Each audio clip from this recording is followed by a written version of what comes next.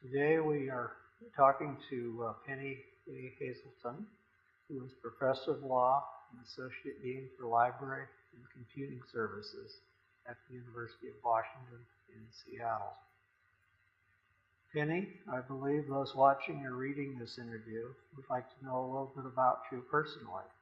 For example, could you begin by telling us a little about where it was you were raised and about your family when you were young, and then about your husband and family today?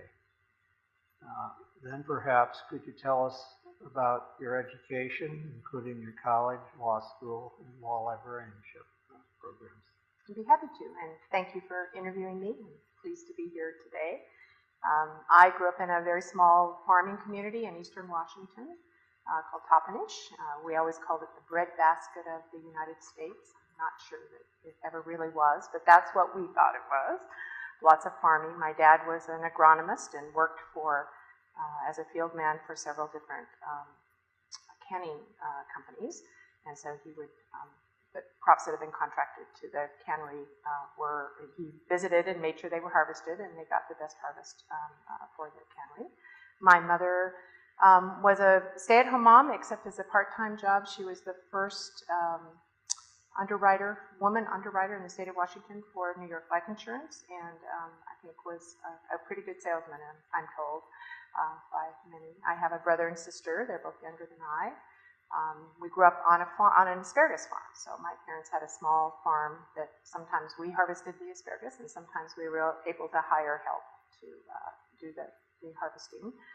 I think one of my best memories of those years before we moved into town when I was about 12 was that my dad made sure that we just did every awful farm job there ever was. And those jobs really, I think, taught me a lot about work ethic, and that I didn't really want to be a farmer for the rest of my life. So I think, I don't know, perhaps it chased my brother, sister, and I all out of the valley. So my sister lives in Connecticut and has her PhD, and my brother has a master's in engineering and works for PG&E down in California. So I think if that was what he was doing, he did a good job of that. I think one of the things that I appreciate about my upbringing was that my parents basically decided we could do anything. They were both college graduates. There was no question we were going to go to college, and I appreciated having that aspiration, really quite unspoken, I think, through most of my years. So I married my husband, Norris, in 1971. So that would be, I think, 41 years ago, if I can do my math. We have one daughter named Tori, who's a high school teacher in a small rural community in Oregon. And we have our first grandchild named Emmett, who's a doll, and really, so that's going to be great fun.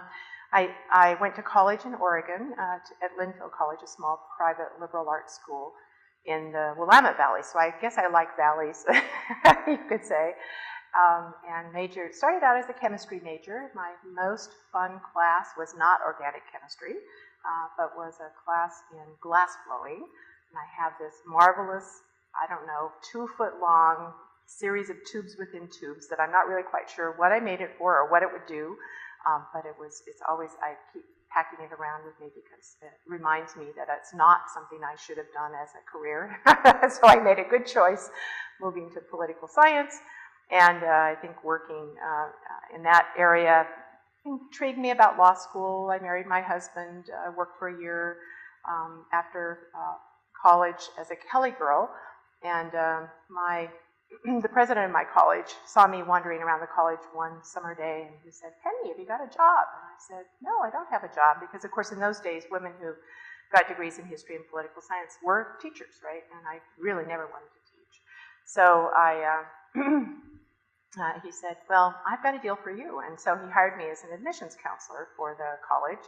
So I recruited students for the school for 2 years, which was a great adventure. I traveled all over the country interviewing students, sometimes seeing one student, sometimes a whole assembly of students, private schools, public schools. It was really great fun.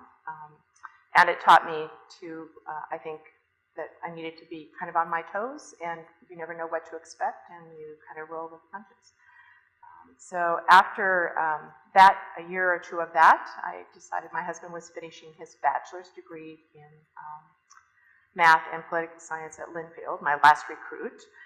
And we decided, well, I don't know, I decided to go to law school. I'm actually not sure why I decided to do that. I applied at Lewis and Clark, which I had just, an old school called Northwestern School of Law had just affiliated with the college.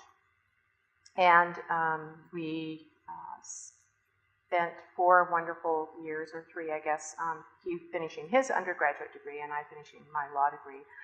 I couldn't afford to go to school full-time without working, so I started working in the library, and that's really where I became introduced to this profession and to some wonderful colleagues. I liked law school a lot. I clerked one summer in a law firm to see if I would like that. It was interesting, but I really loved the library work. As I was graduating, I went to school all year long and worked full-time as a serials librarian, and we were building the collection for ABA accreditation at that time. And so Walt Brown, who was the director of the library and a professor at the law school, would buy books from the 2 vendors in Buffalo, New York, who were related to each other. And we would get them in, I'd unpack them, and then he'd get the invoice, and he would decide which of those books he was going to put in the collection. And he would always, of course, pick the set that was the cheapest. So after I'd unpacked everything and set them out for him to look at, then I would pack half of them back up and send them back to Buffalo, New York, almost always at the expense of the vendor, as I remember. And I'd never packed and unpacked so many books in my entire life as I did in the years that I was working there. It was great fun. I invented a system for keeping track of our serials and doing serials check-in that was more systematic. This was, of course, before computers and before any of those things. And when I finished law school, it was about May, and I was going to graduate in June, and my colleague, Virginia Kelch, said to me, she was then the associate director of the library, she said, Penny, she said, what are you going to do after you get your law degree? And I said, gee, I don't know, Virginia. I have no idea what I'm going to do. And she said, well, you know, there's this great program that trains people who want to be law librarians up at the University of Washington. I think you should look into it. So I did, and that's where I met Mrs. Gallagher and decided to finish my, get my last degree as a Master's of Law Librarianship at the University of Washington. So that sort of trails me through the ins and outs of my educational opportunities, and just all kind of unplanned, I guess I would say, just taking advantage of opportunities and ideas that people had to help me out. So I take it in terms of how you happen to come into the law librarianship field, your experience at Lewis and Clark played a major role. Absolutely. And Virginia Kelch's advice, presumably. Yes, yes, she was wonderful. She decided to go to law school after I finished and became a law librarian, who I, in many years later, saw her when she was the director at Quinnipiac, what is now Quinnipiac Law School. It was Bridgeport Law School before that, and she built their law library. She was at the University of San Francisco and retired from there a few years ago. She really is the reason that I'm in this profession. She challenged me with interesting projects that you would probably never give a student, things that I had a chance to, understand more about what went into a library collection, the services that needed to be offered, and so on. So she was really instrumental in really making me think through what I wanted to do with the rest of my life. I really owe her a lot. I remember, Penny, when I first met you, you were at the University of Maine, working, I think, with Don Garbrick, late Don Garbrick. That's right. Then I remember after that, you came to Washington, D.C., and were the librarian for the United States Supreme Court. And from there, you moved out here to the Pacific Northwest, and are now at the University of Washington in Seattle. Do you have any particular memories about these positions that you might like to share with our viewers today? Oh, I do, and I'll try to only pick 2 or 3 that are especially fond. Maine was a wonderful place to have my first job. So after I graduated from the law librarianship program in 1976, I went back to Boston. My husband was then in the Air Force and stationed at a base near Boston. And I was offered a job at Harvard, where I'd done my directed field work, and a job at Maine. And the job at Harvard was working for the Moody sisters on their annual legal bibliography. And while I liked the Boston area, the job didn't sound very interesting to me, even though they were pretty legendary in their field at the time. And I had an opportunity to go as the associate law librarian to the University of Maine and work under Don Garbrecht, who I found as a fascinating mentor, really interesting man, and he gave me a lot of opportunity, purposefully and not purposefully. So one thing, as I was the associate director, Don built the collection at the University of Maine without buying very many books from normal vendors. So he built that collection by buying and selling law books from lawyers' offices. So I kid you not, in the middle of the wintertime, we rent this huge big truck. We drive 4.5 hours north in a snowstorm.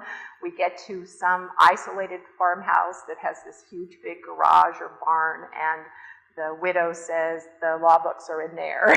And so we pack them up and put them in the truck. So what he would do is he would then, if they were in good condition, sometimes if they'd been in a barn, they were not, he would sell them to other young lawyers, or he'd put them in our collection. And he either bought them or they were given to him. He was really quite a wheeler dealer. I really enjoyed seeing how he could build a collection, a really fabulous, rich collection for a small little law school. That really they were very lucky that he was their librarian for so many years. Unfortunately, so one of the other things that happened was he had an accident with a chainsaw the weekend he was supposed to go on an ABA site visit to Loyola Law School in Chicago. And so I got a phone call on Friday afternoon, and he said, "Penny, come by my house. Here's the plane ticket and a $50 bill. And you need to be in Chicago at this hotel at a certain time." And he gave me about 5 minutes worth of what was going to happen. I'd seen no documentation. Now we get mountains of it. I got locked in the cab. The cab didn't deliver me to the right hotel. But in the end, I was late for the first meeting. The two deans who were on that site evaluation committee were fabulous to me. They had no idea I was coming. This was before cell phones. He couldn't reach anyone, so Don didn't appear. I did. I'd been in the profession for 2 years. So it was a great introduction to how another law library works from the inside, right? And a great experience. He passed away after a couple of years, died of a heart attack at a very young age, and I was appointed the director of the library. So I then had a lot, I think I wasn't really ready for that position, but I feel lucky to have had it. It gave me a great experience. I loved the students and the faculty and the staff. They were just wonderful people. It was a great place to learn a lot about librarianship. The court library is a whole different kettle of fish, and I ran the research department for the 4 years that I was there, from 81 to 85. And probably my two most memorable adventures were the very first day. One of the lovely librarians, Pat Evans, took me down to the court cafeteria, which is a public cafeteria in the basement of the court. I'm sure it's not public anymore, but it was in those days. We're eating lunch, and we're just about done, and we're about ready to go upstairs. And Pat says to me, she said, "Did you see Justice Marshall?" And I said, "No." I said, "Where was he?" He was sitting right at the table next to us, but he didn't have his robe on. I had no idea who he was. I said, "Pat, the next time you have to tell me before he's left the table, so that I actually don't assume that I'm going to recognize them out of their uniforms," right? The third day I was there, Justice O'Connor was sworn in on the Supreme Court, so the first woman. And so that was a very cool, I was in the courtroom. I saw the president come in to administer the oath of office. It was really a very special time. So those 4 years, I've worked with fabulous librarians. Sarah Sonnet and Ann Ashmore and Pat Evans were just wonderful. I learned so much from them. And I think one of the other things I loved was I found out that you could ask any question and somebody in the world would probably know the answer. So this was before the internet, before you could, get all of your answers from Wikipedia or whatever tool you use.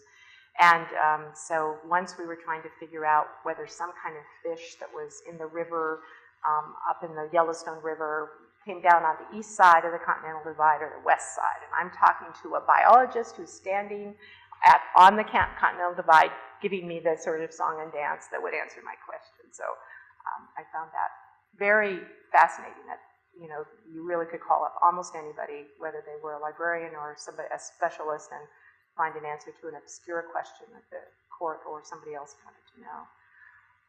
And I'd say at Washington, I've been there for now 27 years, I think.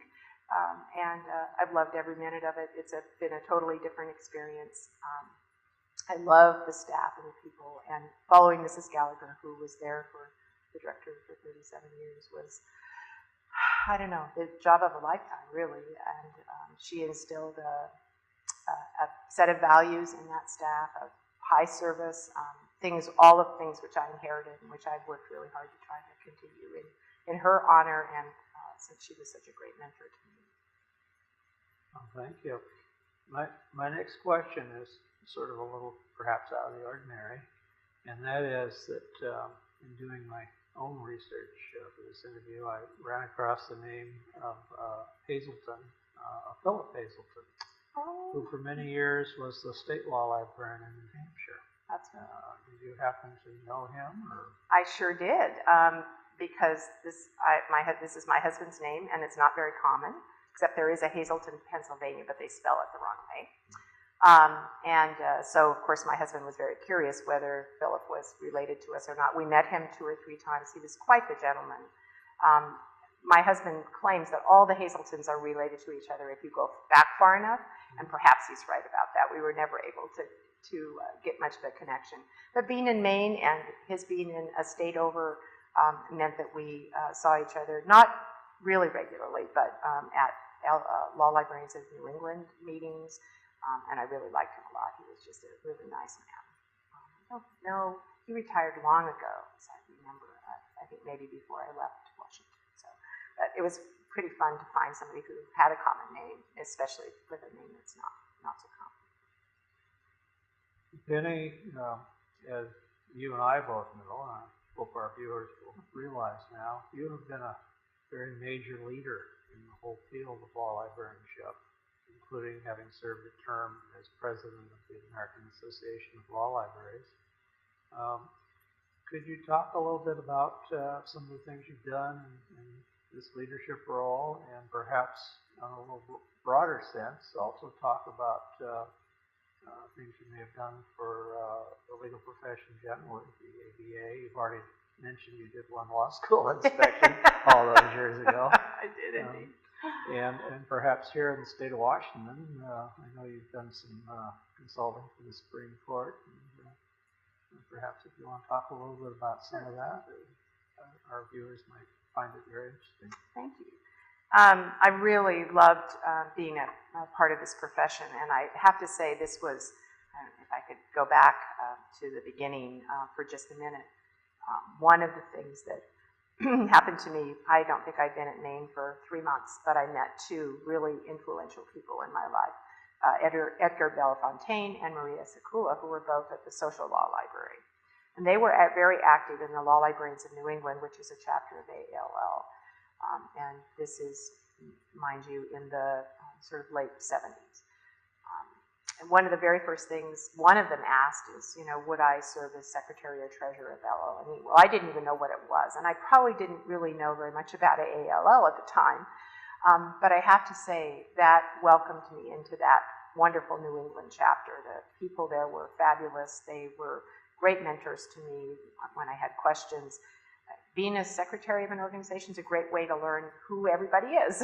So one of the things I really liked about that was getting to know all of the colleagues who were in that general area. And really from there, I think that was my introduction to our professional organizations, right? From there, I became the president of the group for a couple of years, and by the time I'd moved on to Washington, D.C., I was active in the Law Society of D.C., group, which is also wonderful, but was much larger and much more diverse in terms of the types of librarians who were there. One thing I loved about all of those relationships was meeting people who worked in libraries not like mine.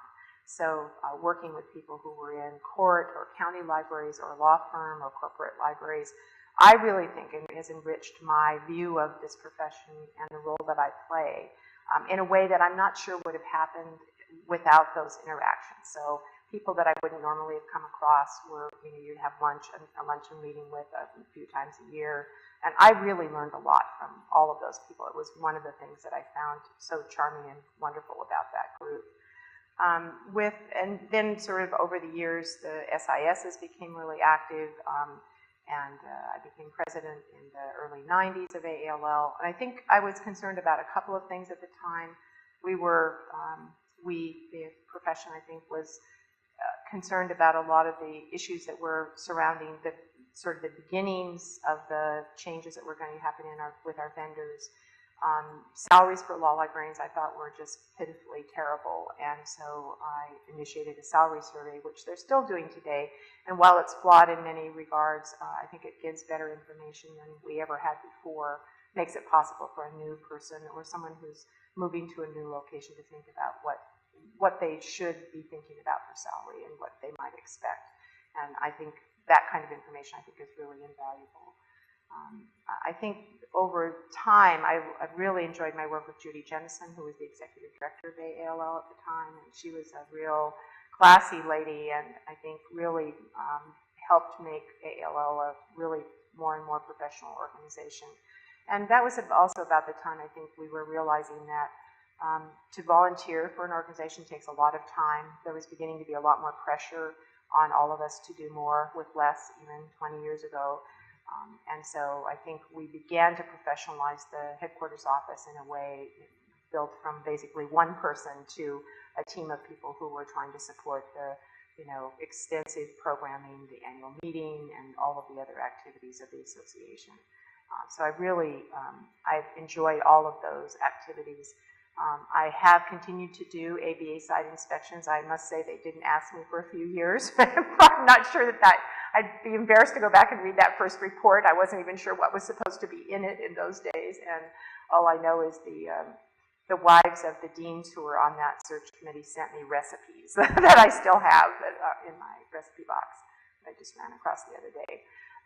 But I really enjoy visiting other law schools. You learn so much about a place, both the school itself, but the library, how it operates, sort of what its strengths and weaknesses are. It's amazing what you can learn in a fairly short period of time. And I always took back ideas and had things that I was interested in exploring in my own library.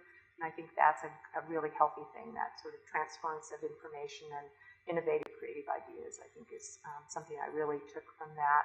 I worked a couple of times on ABA standard language, which is always a tricky business.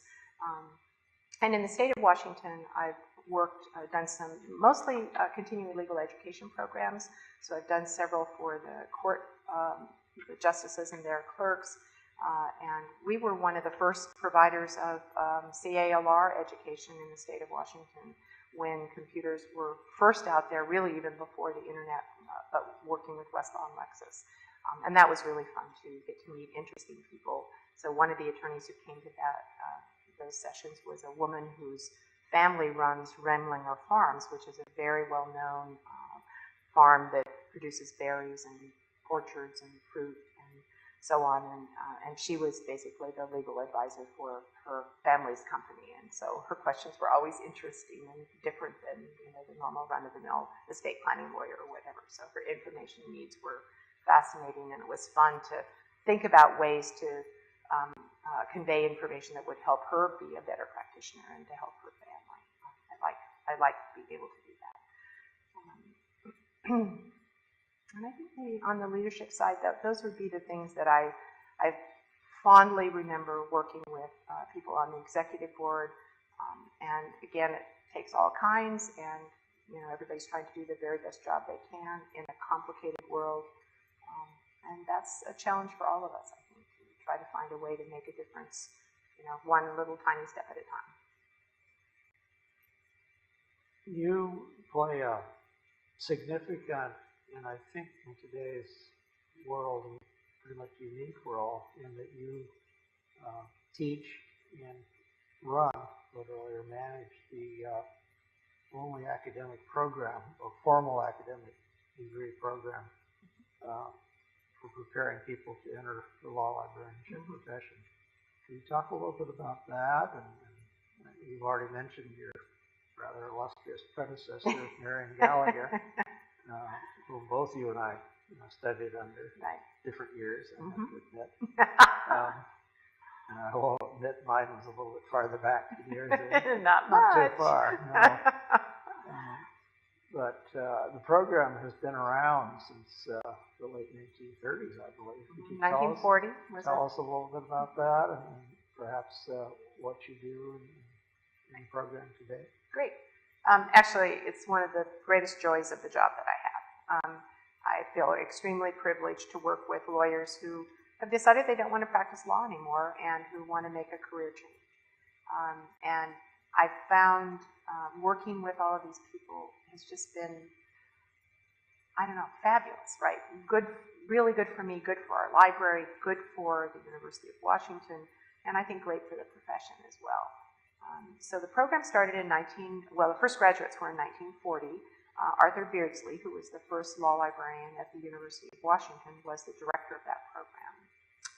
He was really active in AALL and was very passionate about library education for lawyers who were going to work as librarians. And in those days, most of the librarians in academic institutions were the directors of the libraries. They were small operations at that time. And he worked with AALL for a long time through a variety of committees trying to get AALL to sponsor some kind of educational program. And I think, not completely clearly written, but I sort of intuit that he got frustrated with that and finally just decided, we'll just do something at the University of Washington. So he partnered with the then undergraduate program in library science and basically brought in, often it was somebody who was earning their law degree and then also earning their library degree at the same time. And so the first couple of graduates graduated in 1940, and Mrs. Gallagher actually was in the law school at the University of Washington when Arthur Beardsley was the director of the library, got her library degree but before the program actually started, and then went to the University of Utah as the first academic law library director there. She was there for 4 years and then came back to take Arthur Beardsley's place in 1944. So from 1944 really until she stopped teaching in the program, which was in 1984, she educated every single really good law librarian in the country. She was fabulous, wonderful person, and somebody who everyone respected. So during those years, there were usually 1 or 2 students a year. Some years there were not very many. My year, I graduated in '76, and there were 8 students who started the program that year. That was a big class for her. But the '70s were also a time when there were a lot more law schools and a lot more people graduating with law degrees. And many of us worked in the library. That was kind of how we got interested. I know that's certainly how one of the ways you got interested in the profession as well. And so we worked in law libraries often when we were going to law school, and then the degree, if you found out about the program at Washington, was really a natural. We still require the law degree to be admitted to the program, although anyone in the library school, it's now called the information school, can take the courses, and we've educated many of the librarians who work in the Seattle and Puget Sound region over the years, whether they have law degrees or not. I think this year we had a bumper crop of 14. It's the largest class we've ever had. It's a lot of students. There were a lot of jobs this year. 6 already have employment, and they won't graduate until the end of July. The program is now a 10-month program that starts in the fall. Those students graduate at the end of July. We've kept many of the pieces of that program that were developed by Mrs. Gallagher.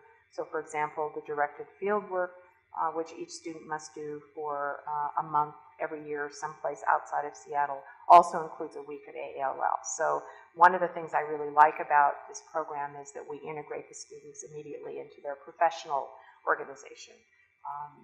Another thing that we've been doing for probably in various forms for probably about 20 years, but really in a more discrete, formal sense, is to have all the students in the program work in the library while they're in school.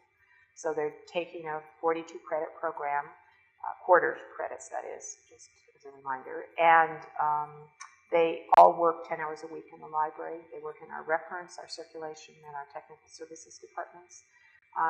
Truly, that's what makes them ready to go when they take their job. They take the theory that they're learning in their other classes, and they actually get to see how do you work with difficult patrons, how do you handle reference questions on a topic you don't know anything about, what happens behind the scenes when a book comes in, how does it get out to the shelf, how do we know whether the most recent volume of the Harvard Law Review is on the shelf.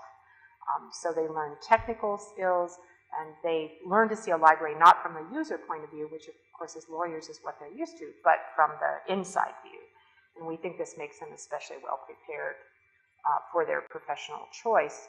The Law Librarianship program at the UW has been ranked #1 by U.S. News and World Report for the last 5 years. It should be there, in my opinion, not because of me, but because my whole staff at the library work to help educate these students, and they get education from some of the very best people in the business, and they know that, and I think they take that and to all of their new positions. So this year already I have students going to Penn or Ohio State, University of Florida, University of Miami, just to name a few. So we're happy to have them out in the world. I was just talking with the director at Ohio State yesterday who said, we hired one of your graduates 2 years ago and I want another one.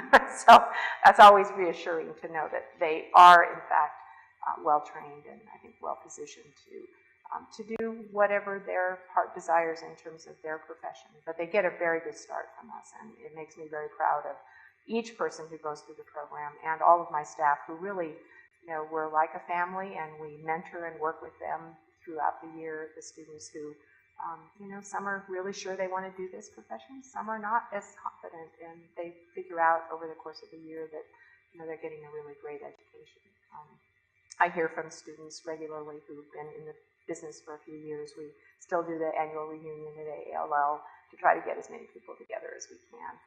In the old days, you'll remember, Pat, it was always done at breakfast at 7 o'clock in the morning. And about 15 years ago, everybody said, that 7:15 breakfast, just not a great time for all of us. So we now do an event in the evening, which has a lot of competition for other projects, but we get a large number of our graduates there, and it makes me very happy to see them, and they connect with each other.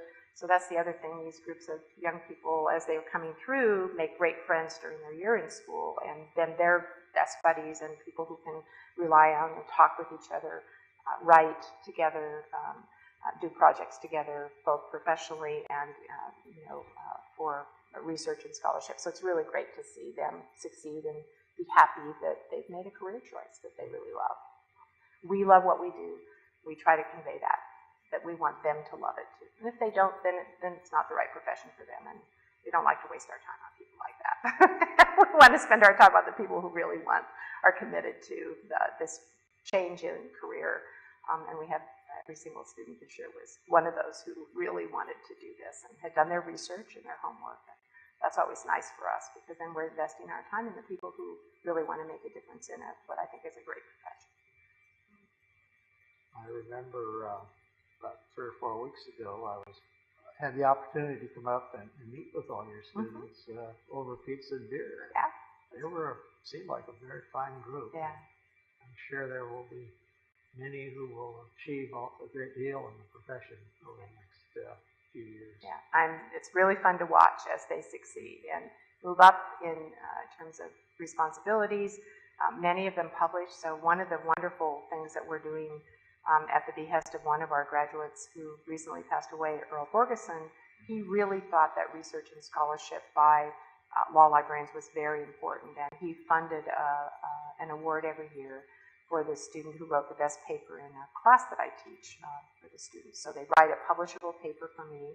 They work on it almost all year long, and then we submit it to a group of judges who make the decision about what paper is the best one. It gets published in Legal Reference Services quarterly.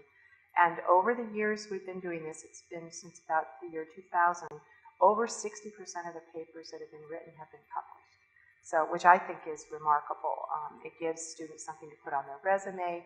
They know the process of research and writing, and I think will be more understanding when they get faculty requests in the institutions where they're going to be working. They'll understand more what that process is like and all of its different stages, and I think can give better service to the people who are who they're helping. And so I really like that. Plus, many of them have gone on to continue to write, so they get a research agenda. They have things that they care about and want to do research. Several of them have developed skills in empirical research, which is a growing area in our profession these days, and one that many libraries are trying to support faculty to do that kind of work. So it's really fun to see them, before they even know anything about the profession, they have to pick a topic. And so that's really hard to do, to make sure that they find something that they can stay engaged and interested in. But as I said, many of them continue, finding, oh, there's nothing written about this, or I'm really interested in this, and it's just really great to see. And some of the papers have just been fabulous. It's really makes me feel good to see the rich scholarship that then gets shared with our members of our profession, which I think is really important. Thanks to Earl. Thanks to Earl. Yeah. There have been several others who come to mind who have not necessarily conducted formal academic programs to train law librarians, although one, Al Coco, did for a number of years at the University of Denver. But specifically, I'm thinking, in addition to Al, the names of Miles Price and Roy Mirsky come to mind. I know that Miles and Roy mentored many very successful colleagues over the years. Yeah. Do you have any thoughts on that, or maybe any other names to throw in the hopper on this? Yeah, there are a lot of different ways people get into this profession, and I think, certainly Mrs. Gallagher's program at the University of Washington was really a one-on-one or one-on-three program that's grown so that we're working with several students at a time. Roy's view of things, he was at the University of Texas for many years, was really almost an individual mentorship. And so he would find somebody who he thought was promising, either through his contacts in the profession, and bring them on to his staff at Texas, give them opportunities to work in lots of different departments, and really help them get the jobs that they got when they were finished working under him.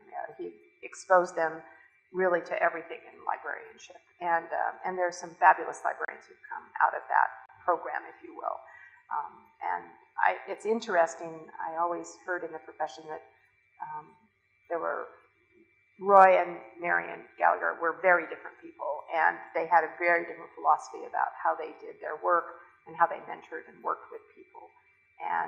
And so there was, I don't know, I wouldn't say, maybe friendly competition is the word I would use. That I always felt, I'm never sure that they were actually always looking for the same people, but it was pretty uncommon for someone from the UW program to work or go down to work at Texas. Now that's kind of turned on its head, as Barbara Bentwood, who's one of our graduates, is now the director at Texas, right?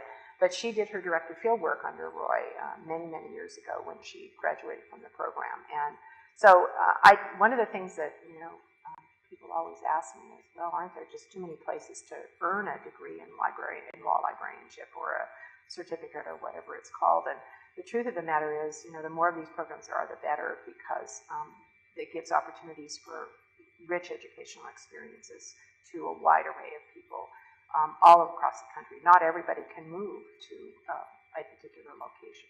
So one thing that I really like about, and I know with many things going online, and I just saw St. John's University has announced an online law librarianship program.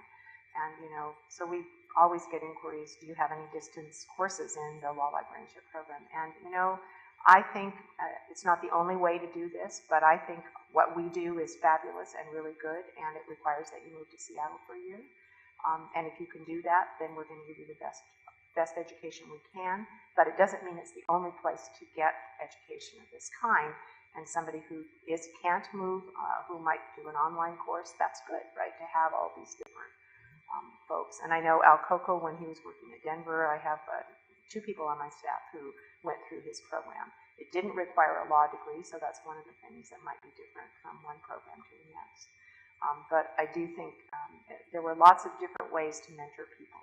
I always felt like Mrs. Gallagher helped get you a job, but that Roy got you the job. And that might not be a fair look at what was actually going on, but I tried to follow in Marion's footsteps in that regard. Every person gets their own job. I will help as much as I can and do whatever I can to make it possible. But each person stands on their own 2 feet, right? And the education that they get is the base on which they're standing. As a former president of the ELL and various other roles in the association, do you have any thoughts or advice that you'd like to pass on to those who will be assuming those sorts of roles over the next few years? This is a hard question for me because either I don't think far enough ahead or I'm stuck in the past. I'm not sure which, but all I would say to new people coming into the profession is the richness of our profession and its ability to grow through our professional organizations is really in their hands. And if they bring the intelligence and creativity and innovation that I know they have to the table, then ALL will succeed in helping its members be the best law librarians they can be. There are a lot of naysayers about whether we need librarians or libraries these days with so much online.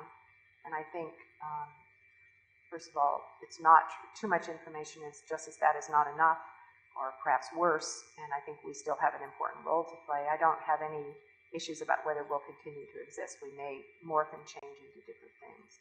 And our professional association has to do that too, right? It's changed, as you know, it's changed a tremendous amount in the years that we've been in the profession in terms of what it offers and what it does. And so I would just say that, we need, what I would hate to see is people move away from supporting their professional organization because I think that the profession as a whole and the legal profession would be tremendously damaged by not having that sort of rich resource, the sharing and the opportunity to professionalize our work in a way that we really don't have otherwise. So I would just say, go forward and keep cracking the whip because there's a lot to do. Things are changing so fast, it's making all of our heads swim. Those of us who've been in the profession a long time, I think. I'm not worried about the future, but I am worried that we won't catch the train at the right time, and we need to be pretty vigilant about the roles we play in our institutions, and that the support that we get from our professional organization and what we learn from each other in participating in that group is really the richness that we bring. And we're basically a networked profession, right? We love to know each other and to be able to talk to each other. I feel like I can pick up the phone and call any person, any law librarian anywhere.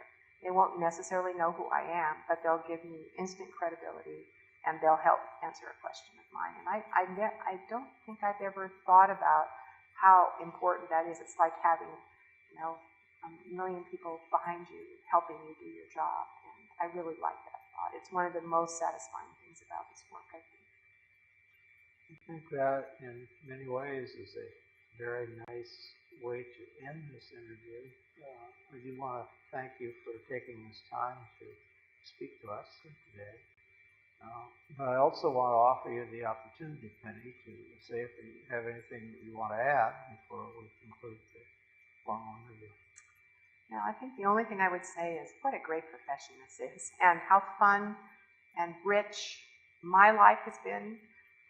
The traveling I've done, who would have known that, I thought I'd just get stuck in some place and I'd be there all the time. And there's just unlimited opportunities. And grab those and, remember that we're supporting a really important profession. And we need to do our jobs well and to train the next generation of people to come after us. Well, thank you for your Thank time you. again.